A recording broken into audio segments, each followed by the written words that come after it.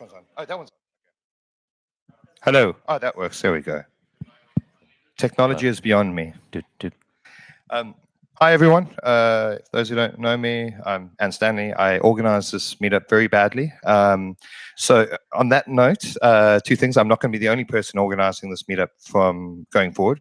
Ben Ellaby, who's actually one of our speakers tonight, is going to be has joined us as part of a group. So when my life gets ahead of myself, Ben will be helping organize. And hopefully, the plan this year is to have, or this year, 2020, is to have 10 meetups. So instead of the 5 we've had this year. So hopefully double it and kind of get back to a regular cadence and kind of keep this user group going again.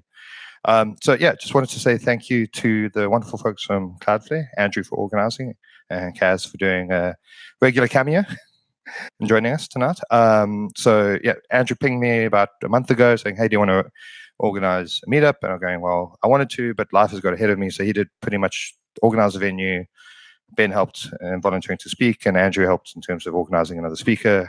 And I stupidly volunteered to give a reInvent recap, which will be more entertaining than anyone from Amazon doing it, because I can be honest. I'm on, shit, I said that in live stream. But that's fine. So welcome. I'm going to quickly hand over to Kaz, talk about what Cloudflare do, and Andrew, do you need to give a safety briefing? I do need to say a quick thing, yeah. So, welcome on behalf of Cloudflare. A couple safety things before we begin, and also just updates about the space. The restrooms are all the way down that way, so just head down there whenever you need to. The exits are all out that way. There are 2 people that maybe you noticed, maybe you didn't, behind the front desk over there. They're wearing safety vests. They will escort us out in case of emergency. That's all that we really need to know about it, I suppose. I see that plenty of you are drinking. That's lovely. There is much more in the refrigerator as well, so feel free to have whatever is in there, and also help us finish the food. It seems that I slightly overordered, so take something on your way out if you would like. Thank you for being here, and now I'll hand it over to Cass. Hello. So that QR code on the lower left corner of the screen, if you want to scan it, if you're interested in Workers, that will take you to the free tier of Workers. If you're wondering what Workers is, it is a serverless offering that's slightly different from other serverless offerings in that instead of running on a VM or a container, we run directly on the V8 engine. So we have no cold starts. You run JavaScript and WebAssembly directly on Workers. And so again, no cold starts. And then another thing is when you hit deploy, instead of saying I want to deploy to US East or Europe West, et cetera, you are immediately deployed to all 190 of our data centers the second you hit deploy. So you are physically as close to your users as possible. So that QR code will get you 20 functions and up to 1 million calls a month. We also have a $5 tier that offers you 5 million calls a month, and tools such as Worker Sites, which is a new feature we've launched that allows you to host static sites on Workers, and Workers KV, which is our Workers key value store. And if you have any other questions about Workers after the talk, feel free to ask me or Sven.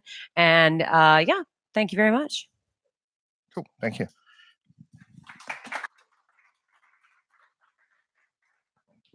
So our first speaker, we've swapped the lineup slightly. So Sven was due to speak first, but he's literally just landed. So we're going to give him a few minutes to prepare. So Ben is going to stand up and talk about AWS security in Lambda, or serverless security. Or security. You're all going to be very secure at the end of this. I'm very good at this MC job. Anyway, over to Ben. Thanks.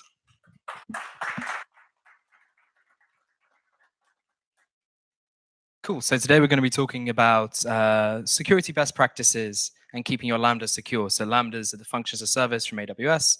In terms of serverless, are the way you do your compute. And we're going to talk about the key steps to securing Lambdas. Now, these are specific to Lambda on AWS, but similar rules will apply to GCP, AWS, potentially Cloudflare. And I hope we learned something about cloud native security and hopefully specifically around serverless security. A little bit about myself. My name is Ben Ellaby. I'm the VP of Engineering at Theodo, which is a startup that helps other startups launch digital products, be that people who want to launch a new niche app, or large companies like banks or e-commerce like Made.com, which I helped re-architect. And more we're using serverless as a way to go quicker, but also a way to scale code bases as they grow. A few things before we jump into the talk. So I'm running a couple of different initiatives around serverless at the moment as part of my role at Theodo.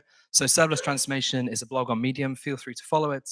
It includes content similar to this talk, but also on custom runtimes, interviews with experts, and example architectures. There's also a newsletter we run every week, giving the top 5 articles about serverless. I'll put the link at the end as well, but if you want to follow that, feel free. So We're going to talk about security and serverless, but just to give a quick definition of what is serverless. Actually, before I do that, who here has deployed a Lambda function before? Cool, it's a good turnout. And has that been, raise your hand if it's in AWS? Well, a Lambda function as a service. In Azure, GCP, and Cloudflare service workers? Nice. So probably you know this already, but serverless has a couple of different definitions. So it's a framework with the same name, which is super confusing when you're trying to talk about it. But it's also, and mainly, the ability for developers to send application code, which is run by the cloud provider in an isolated container, which really changes the way we can deal with our applications. This function as a service is only part of a serverless architecture. It's also the move to more event-driven architectures, where we have cloud-native solutions for things like authentication, using third-party services more and more, and allowing developers to focus on writing their specific business logic. Why do people build serverless architectures? Well, there's a cost reduction. Now, an article in Hacker News a few months ago might have made us think a bit differently, but when used in the right way in the right use cases, serverless can significantly reduce the cost of hosting your application. It also reduces the amount of ops needed to get an architecture running. Now, it's not no ops, it's more of a further move towards DevOps and more autonomy for developers to be able to deploy into production and scale architectures. As I mentioned before, it allows developers to focus more on delivering business value, so writing the code that's specific to their application and not generic code around authentication or API management. It's scalable from day one, and a slightly more nuanced one, as we make more efficient usage of servers and data centers by sharing in terms of this function as a service, we allow ourselves to schedule the usage of those servers much better. It actually allows us to reduce the energy cost of architectures. So the internet and applications at the moment are consuming the same amount of CO2 as the aviation industry, or producing the same amount of CO2, and that's only rising. So more and more, we're going to see a move towards greener architectures, and I think serverless is a key point on that journey. It's not just function as a service, I guess, as you all know. Lambda in AWS is for compute, but S3 for storage, DynamoDB for database, API Gateway is an API proxy, Cognito for authentication, SQS for queuing, and on and on and on. And similar services exist in different cloud providers. The difference is you're not provisioning them, you're using them on a usage basis, which gives you a lot of flexibility about how you spin up stacks, but also can reduce the cost and allow us to build more event-driven architectures. So we have power and flexibility, but today we're going to talk about AWS Lambda in particular. That's the compute part. That's where developers send application code, which is run by the cloud provider. So how do we keep these Lambda functions secure? We're going to go through a key checklist of the different things we need to do. The first one being the temp directory. So the temp directory is the only place in Lambda where you can write to disk. This is super useful if you want to cache something between invocations. And it's also useful if you want to do things like PDF generation Lambda, where you want to write to disk, generate a PDF, and let's say then write it to S3. It's useful, but if you invoke again in a warm Lambda invocation, that data is still available on disk, which sort of removes the idea of isolation of different Lambda function invocations. One of the nice things about the invocations being separate is that your source code, if you have a mistake, can't send data that that person wasn't able to authenticate and have access to. And it also prevents injected code, potentially maliciously, from having access to stuff you've written to disk. So the general advice here is to always clean up after yourself. So when you write something to the temp directory, always delete it unless you've done it for particular performance optimizations and you're aware of the security risks. In quite a coarse example of this, I've seen clients using sort of a recursive removal of a temp directory in very sensitive environments. But you can also just, whenever you're writing a file, clean up that single file after yourself, especially when you're dealing with confidential things, maybe a PDF report on.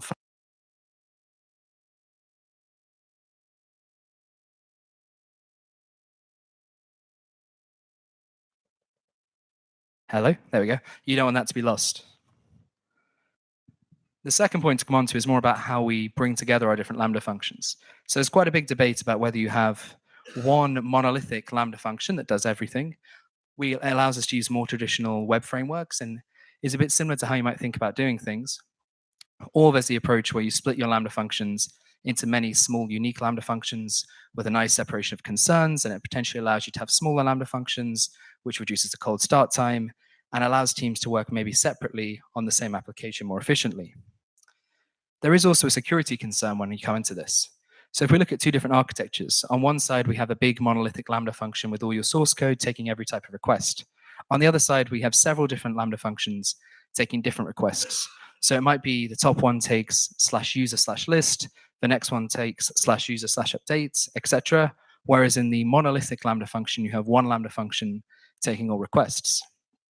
Now, if you have a secure API, let's say your Stripe API token, if there's one endpoint like /payment that needs to access that API token, you can give through IAM, maybe using a secure secrets manager in your cloud provider, access to that API token only to one of your Lambda functions.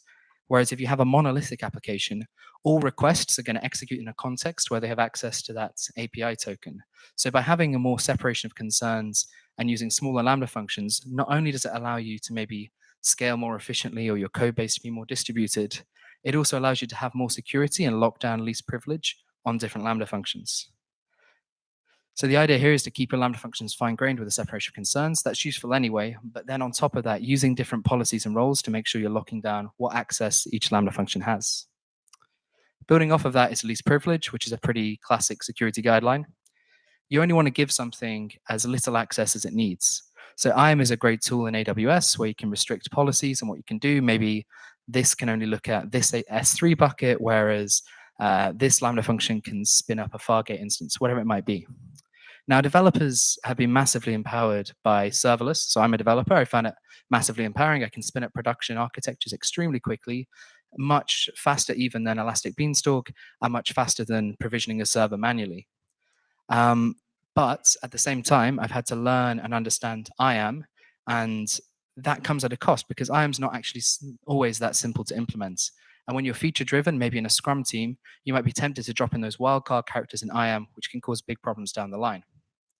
There are a couple of tools that can help you to enforce best practices with IAM policies. So the serverless framework, which I'm sure most of you are familiar with, is a way to do infrastructure as code with serverless. Serverless Framework Enterprise is the paid version of that, which has dashboards. But the other cool thing it has is that on your CI, you can run a set of safeguards. So these safeguards check key things like no wildcard IAM statements. So you can automatically check if you're accidentally introducing a very lenient IAM policy. Now, these are quite coarse, and you could use a grep script probably to achieve the same. But they do allow some safeguards, and it's a combination of safeguards and training that will help developers to build securely with serverless. Another cool project is the AWS Least Privilege project. This takes X-ray logs. So X-ray is a service in AWS that lets you trace a request through the different services it might go through. So maybe it comes in via API gateway, goes to a Lambda function, writes to DynamoDB, which then triggers another Lambda function, which goes to SQS. Could be a very complicated flow. X-ray will trace that request as across the flow. This least privilege tool looks at those X-ray logs and compares them to your policies. So it sees this Lambda function only ever accesses this one DynamoDB table. Why does it have S3 star in its IAM policy? And then it helps you to correct that. The key step here is ensuring that all your IAM policies allow least privilege. You need to train your team, but you also need to put automated CI safeguards to prevent your team from making mistakes.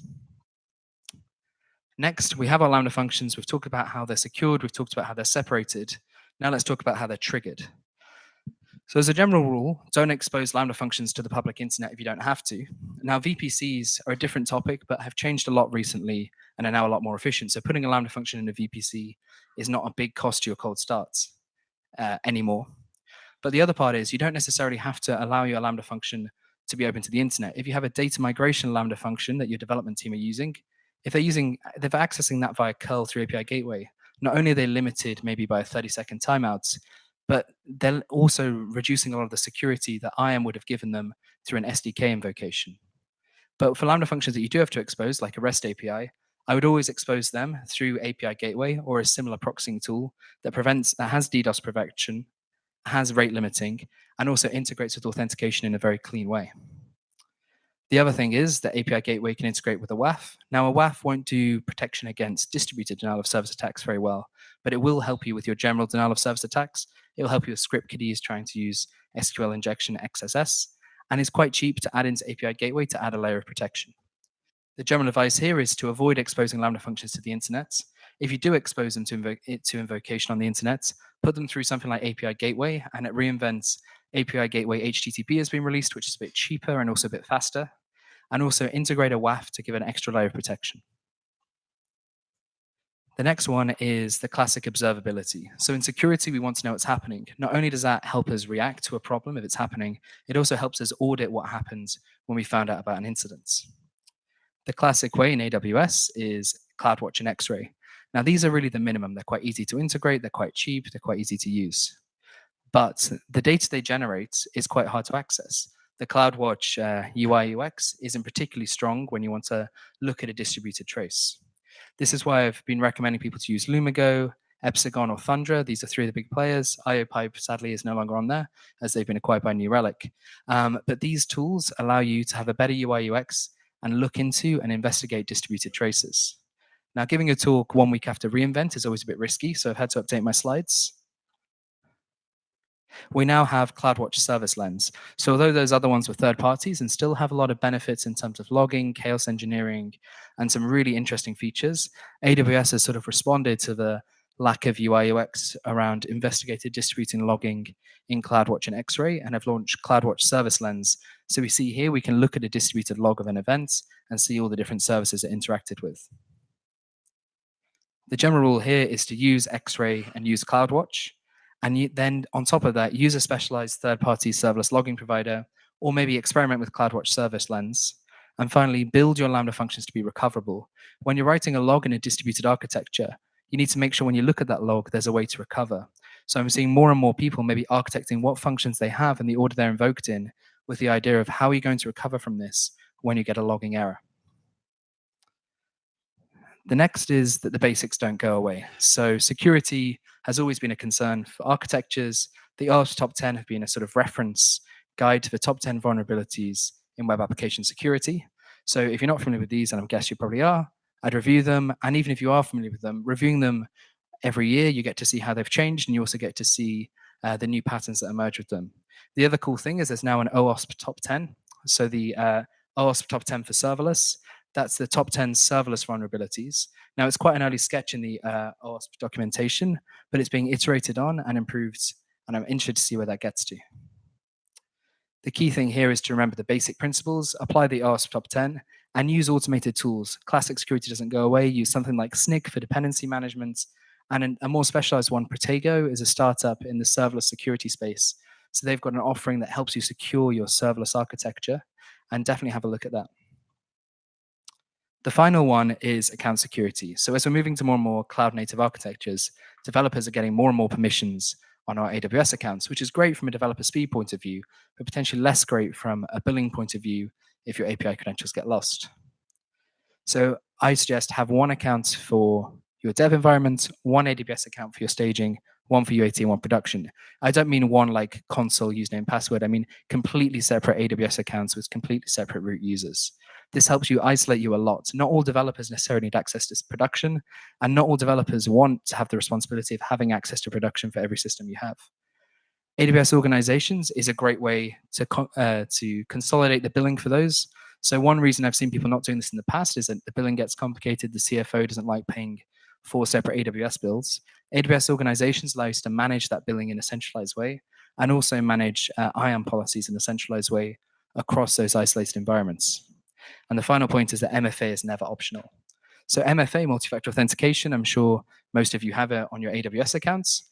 I'm not talking here just about having it on the console access. Every team at Theodo and with our clients, we enforce MFA on the CLI access as well. So on the command line, if you're listing S3 buckets or deploying an architecture, we require that you, on the command line, type in a Google Authenticator code or whatever MFA device you use, because the cost of losing one of these keys is so high. If you lose an AWS access key to production, you've basically lost your database, depending what accesses and policies you have around it. Also, denial of wallet attacks are a new emerging thing. If you lose your API key for AWS in production, someone accesses it, spins up large EC2 instances, and mines cryptocurrency all evening, that's a high AWS bill that you might have to pay. So enforcing MFA across your accounts is actually quite easy. So through an IAM policy, you can add a condition as shown there, so which basically the course's example of this is just Boolean multi-factor auth presence. More complex examples allow you to say what the timeouts of that credential is. And there are nice command line scripts you can add around your normal access to really make this easier for developers so it's not a pain point. The key thing here is to separate dev, test, and production, At least separate production from your other accounts. And MFA is not optional for your teams, not just on console access, but also SDK, CLI access, and across all accounts really if possible. In conclusion to those security points, serverless does take away a lot of security concerns. Operating system patching isn't something you really have to think about anymore. But there are new attack vectors, and we need to mitigate these. And the old attack vectors haven't all gone away. Developer speed and autonomy is amazing, and I think serverless is super empowering, but we need to make sure we train and put in place the safeguards to help developers not make mistakes as they're exposed to more and more IAM and more ops-style concerns around permissions and security. Just jumping back to some of the other initiatives I'm working on around serverless. I run the serverless transformation blog, so feel free to check that out on Medium. We have a serverless newsletter we send out every couple of weeks, or every week, hopefully. We also have a serverless podcast. Feel free to find that on Spotify, Google Podcasts, Apple Podcasts. We have a YouTube channel where we're running monthly panel discussions with AWS serverless heroes, clients who are using serverless in production, and other interesting people in that area. And we have an open source project, so SLS Dev Tools. It's quite new and we're looking for contributors, so feel free to help out. But basically what it's trying to do is provide in-terminal, simple, and targeted metrics when you're developing serverless. It's not a competitor to something like Thundra, Lumigo, Epsagon. It's really like, if you ever used Chrome DevTools, it's like having that for your Lambda function. So it looks like this, which is fun because it looks like a 1980s application. But you can see the different Lambda functions that you can have. You can see the invocation history over time. You can see the average duration of your functions, the recent logs, the AWS region you're deployed in, which is always super useful, and a couple of the graphs which aren't actually doing anything yet. It's quite easy to run. It's just an npm install, and then you can run this, giving the name of your CloudFormation stack. Feel free to check it out, open an issue, maybe open a pull request, and any feedback, I'd love to hear from you. Thanks, I've been Ben. If you want to follow me on Twitter, I post a lot about serverless. One of those QR codes takes you to the blog, one of them to the newsletter. I'm not sure which is which, so subscribe to both. And thanks so much.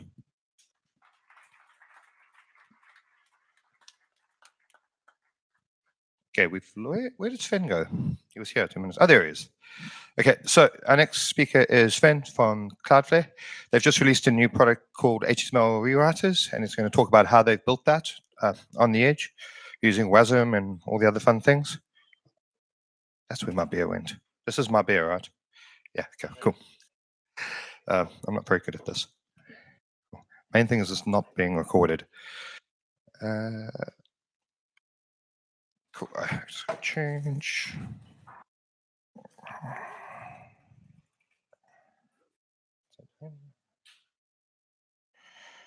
Let's see. Don't have a signal yet. Oh, here we go, we do.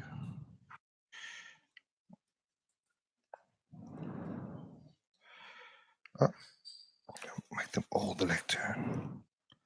That's coming through, I think. Yeah, that looks right. There we go. Okay. Awesome. There's lots of beer here. Okay, so we'll give everyone 2 minutes to grab a beer and then come back. Cool.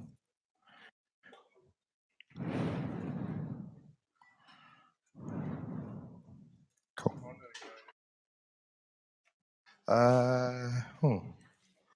Strange. There's not a full screen. That is weird.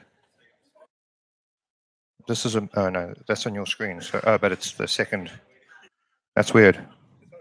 That should be fine. Yeah. Okay, we ready? Come back. Come back. Come back. Okay. Yes. Okay, everyone back. Bye, Kaz. Okay, cool. Okay, I'm going to stop waffling. Okay, so I'm going to hand over to Sven, and he's going to talk about rewriting HTML at the edge. Awesome. Hi. So first, I'm Sven. I'm working right here in London for Cloudflare. I'm French. If you want to talk to me in French, that's fine. English is fine too. So first, I want to introduce you to Cloudflare, or maybe more to what's a CDN, if you don't know what a CDN is. This is a Cloudflare marketing slide, but you can imagine this for any CDNs. So a CDN is spread out in the world, has many different point of presence. Cloudflare has almost 200 of them. And so the goal of every CDN is to sit in between your origin server and your clients and your visitors. So your visitor will hit the CDN first. If the CDN doesn't have the copy of your website, you will ask your origin server to send it. The origin server will send it, the CDN can cache it, and it will be sent to the visitor. And so next time someone will go to your website, instead of going back to the origin server, you will go directly to the CDN, which is a speed up. In the case of Cloudflare, we do many optimization in between. Like we can optimize the protocol, we can optimize your page, we can optimize the path the request will go through. Many optimization to speed up your website. So I have 3 of them here. So the first 2 are fairly easy. For example, we will rewrite emails to be something that robots cannot just scrap and get them. So it will be something JavaScript on the client side. Or we will rewrite any HTTP links to HTTPS. And so this is done by, as you can imagine, as some HTML parser on Cloudflare sites. Yeah, right here. And so Cloudflare has a big history of HTML parsers because we try to be as performant as possible, as easy to use for us as possible. So we recently published 2 blog posts about this. They are quite long, so I cannot read them for you. But if you're interested, please read them. They're really interesting. So the current implementation we have to rewrite HTTP or emails is using something called lazy HTML. And so basically, it will take some input from the origin, which is just HTML, parse it, call the rewriting code, which I will show you in a second, and then reserialize it and send it to the client. This is fairly common. And so one implementation detail is that the tokens, the stream of tokens you have above, is actually implemented in our Nginx server. So it's fairly low level, and we use C code to operate on these tokens. It works, it's fairly performant, but as you're a developer, it's not the best thing. For example, this is just our code to handle these tokens. Yeah, don't spend too much time reading this. It's just to show you that it's actually C. Anyway, so what does it mean for serverless? Because this is only features implemented in Cloudflare, nothing really useful for you. Here's another try. We took lazy HTML and tried to port it in our workers engine. So Cass told you about the workers. It's Cloudflare serverless. But so the issue is that we try to stream each token into the worker. The worker is a JavaScript environment. So each token will be a JavaScript object, and each JavaScript object needs an allocation, and it's fairly it's not cheap to construct. Which means that for each token on your page, it will just slow down. It will just slow down the whole process. So it didn't work for us. And so the second try is that why do we write something? We can just go on npm, search for HTML parser, and have 800 package that you can just use. But the edge is actually a very hostile environment where you need very good performance. So if you go on npm, just install something, your worker will likely be slow, consume a lot of memory, and probably not, it won't probably be too optimized. So that wasn't a good solution for us. Even for Cloudflare customers, that wasn't a good solution. Also, all these parsers have something in common, is that they tend to wait for the entire response from the origin, put it into the worker's memory, pass it, do something with it, and then ship it to the client. But imagine all Cloudflare's client doing is at the edge. We will run out of memory pretty soon. What we want instead is that we won't try to reduce buffering, which means that if you don't need the HTML in the worker, there's no reason to keep it in the worker. And keep in mind that when you buffer something in your worker, is actually a visitor waiting for the page to load. So we definitely not want to buffer the whole page. We want to ship bytes as fastly as possible. And so we recently open sourced our new parser, which is called Low Output Latency HTML Parser, or LOL for short. And yes, that's the logo. It's something written in Rust that is open source. You can take it and use it in your own projects. We are planning to have Node.js bindings, mostly for testing it, testing the worker locally. But I mean, you can compile it in your project. You can compile it to WASM. You can do whatever you want. And so the key point of this project is that we want the user to be able to select what the user wants to rewrite. For example, if you want to rewrite something on a page, which is just a text, a div, or something, there's no need to parse the whole page. And so if you don't want to parse the whole page, what we can do is that we can skip the whole page and just stream the bytes to the client. And so you don't need to buffer it, and it's fairly fast. We end up with something like jQuery, if I can say this. So also one good observation is that if you don't parse things, the parser is fairly fast. And so,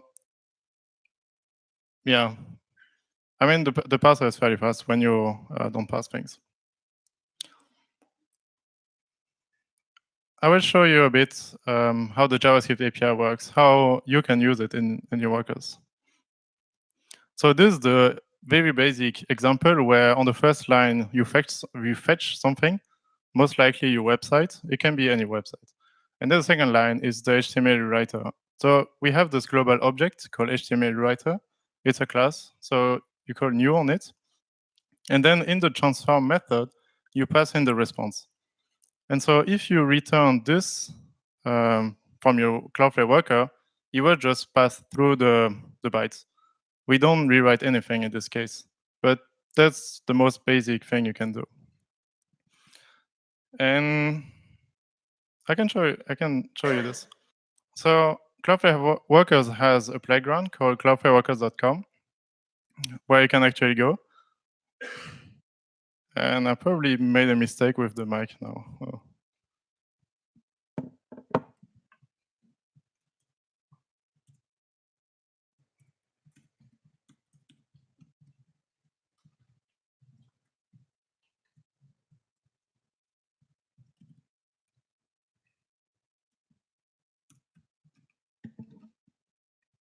So as I said, we are using the HTML rewriter, but we're actually not rewriting something. And in fact, we are not even parsing something. We are just skipping the entire page and streaming it to the client instantly.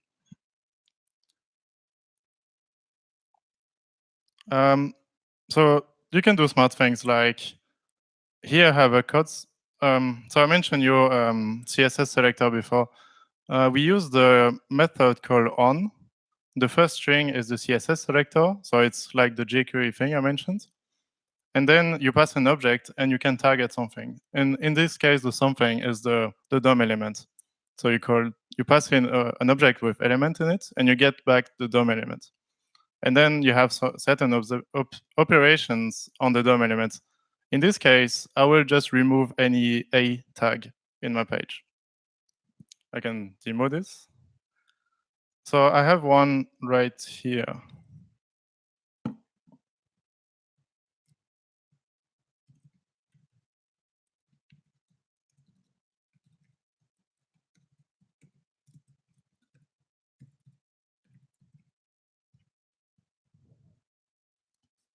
So again, this is fairly easy, but the API is really jQuery, very easy to use. So I actually removed the links on that page.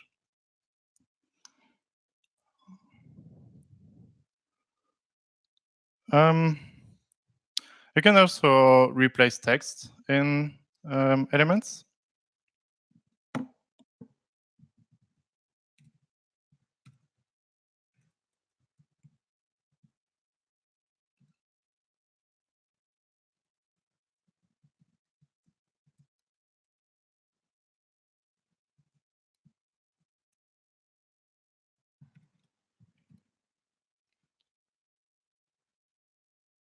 So here in this case, I didn't target a DOM element. I target the text within the DOM element. Sorry. And so in this case, my DOM element is just an H1.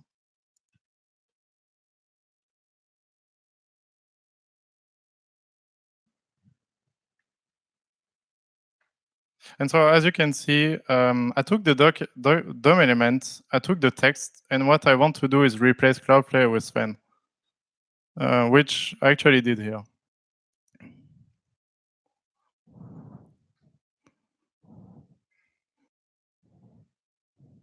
So that was my demo. I think there's no point having more examples because I think it's fairly obvious. Even I'm broad now. So the whole point is that you can do many more things on the edge. So actually, the thing we want is that instead of doing work on the client side, you can do work on the edge side. So for example, if your website uses React, for example, you can server-side render React in a worker instead of doing it on the client side. You can try to pre-process as much as you can in the worker because it will be much faster to do instead of doing it in a browser. There are many use cases for this. So for example, A/B testing, you could use a cookie on the request to determine a group the user is in and just rewrite your page with whatever experiment you're running. And also, so since the worker is running in each POP, in each Cloudflare point of presence, it's mostly local to the user. So you could localize things, or you can even remove images that are supposed to be banned or to be censored in this region. You can also replace text based on the cookie, the content language header of the request. You can do many things, I mean. So I actually work on it, and I have some feature requests. So the first is that you cannot await things within a handler. So you say element, you get the element, and then you try to await the fetch request on the next line, and it won't wait. That's an implementation issue we have currently. So this is coming soon. Also, there is a funny or not funny issue is that if the parser fails to parse something and it wants to bail out, it will stop rewriting your page and just bail out, which means that you will end up with half of the page. That's pretty bad. But we will improve this by introducing an on-error handler. So you can actually react on this issue and, I don't know, send another page or do something. Similarly, we want a way to notify the developer when the page is finished. So at the end of the page, you will be notified using an on-end method. This is quite useful if you want to inject something at the very end of your page. Because imagine your page doesn't have, so for example, page can be fragments, HTML fragments. In that case, you don't have a body or you don't have HTML, or there's no way you can target the very end of the page. And so in that case, on-end will be quite useful. And so maybe you're getting excited by this and you want to try it out. So Cass already told you about our free trial. We have QR codes somewhere if you want to flash them and get on things quickly. But you can also get on go on cloudflareworkers.com, which I did the demo on. It's basically the workers environment without any registration, nothing. You can just try things out. We also have more documents and examples on worker.dev. And that's it for me.